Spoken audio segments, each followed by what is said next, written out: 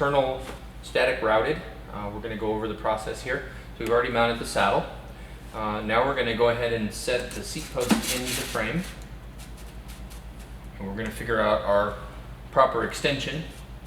We'll get everything lined up, and you want to make sure you get the nose lined up pretty evenly for this setup because it's going to indicate where this coupler is, and we want that to be where the final position is. So we'll get that set, get our extension where we want it. And we're going to torque our binder down to 5 Newton meters.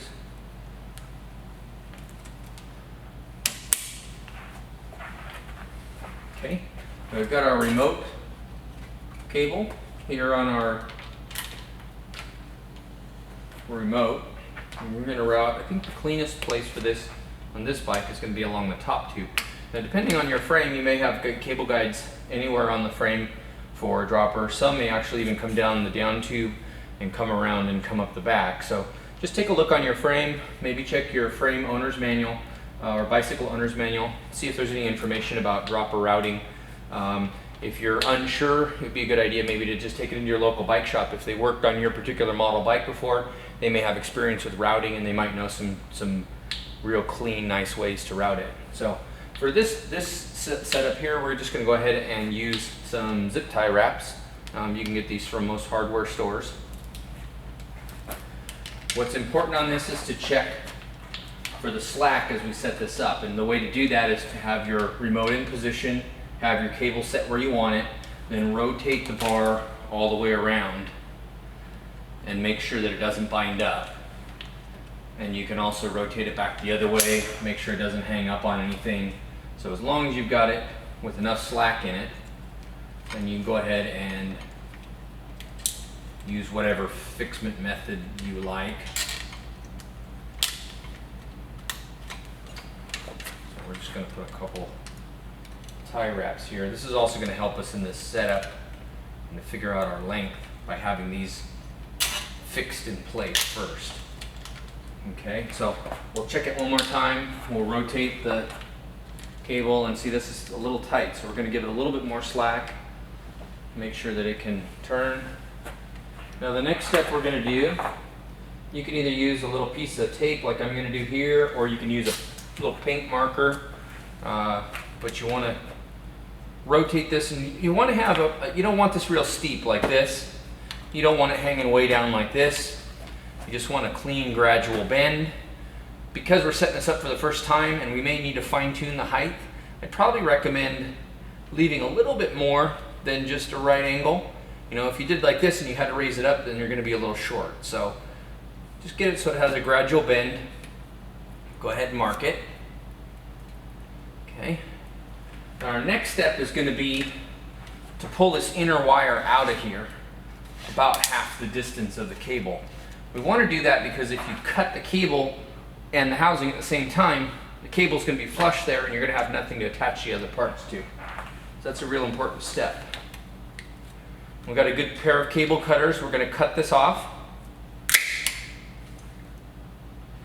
Okay, we're going to look down in the end and make sure there's nothing twisted in or blocking the end of it, and then if it all looks clean, we'll go ahead and push our cable housing back through.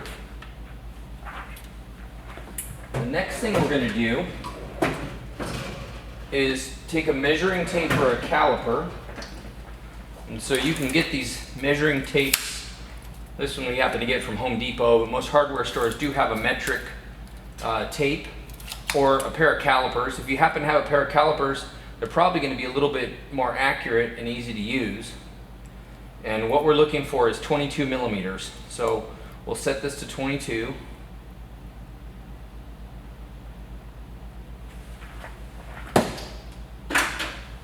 Okay, we're going to take a Sharpie, and what's important is that you pull this cable. You can see here this is kind of moving as I pull it. You want that bottomed out, and you want to turn this barrel in all the way.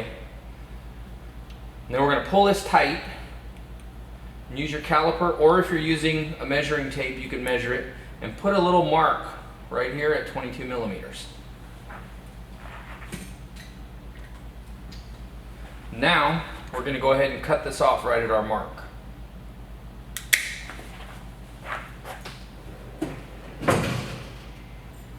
Okay, now we have have our barbed ferrule, and it's barbed because it has this little tip that sticks up.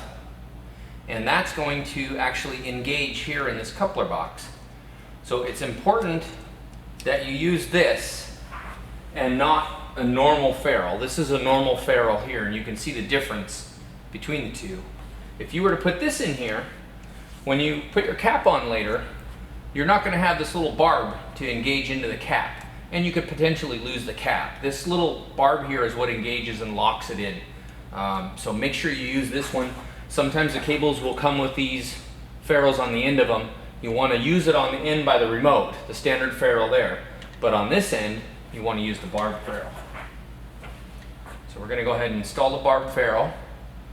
You want to guide this on carefully because we've just cut this cable and it no longer has a soldered end on it. So if you catch the edge of it, you could unravel that. So just be careful.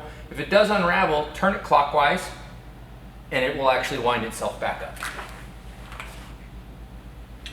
Okay, next is the spring. That's our return spring. That helps give extra spring pressure on the cable. Makes your remote work really nice.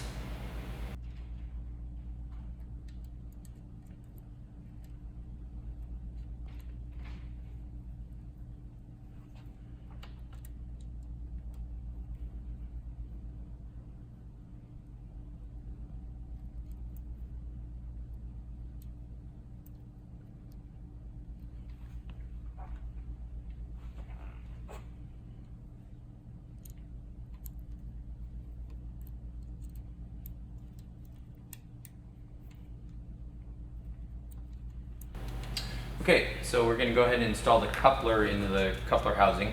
You'll notice here that there's a little bit of a claw shape here, and imagine that as the palm of your hand. You want that to wrap around the back of this coupler. You don't want to put it forward. You want to make sure you put it backward. So we're going to go ahead and put that in. You can use your finger just to push it up. You'll feel it pop into place, and then rotate it down.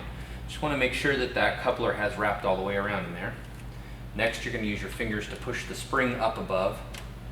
Pull this down, and you can see the spring seated in there nicely. You'll notice that the barbed ferrule, I have not let the barb come all the way up yet, and that's because we're going to put our cap in next. On the cap, there's a tab that sticks out. That goes to the top. Another way to reference is you've got the K, and the K goes to the top. If you reverse this, this tab can hit the cable and cause a malfunction. So make sure you put it to the top. Again, we're keeping this barbed ferrule pulled down out of the way. Engage that with your thumb, and then just go ahead and push that ferrule up.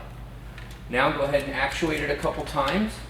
If you feel any dead space like you do here in this system, you want to turn your barrel adjuster until you get rid of that little bit of dead space. Actuate it a couple times, and it looks like we're ready to go ride.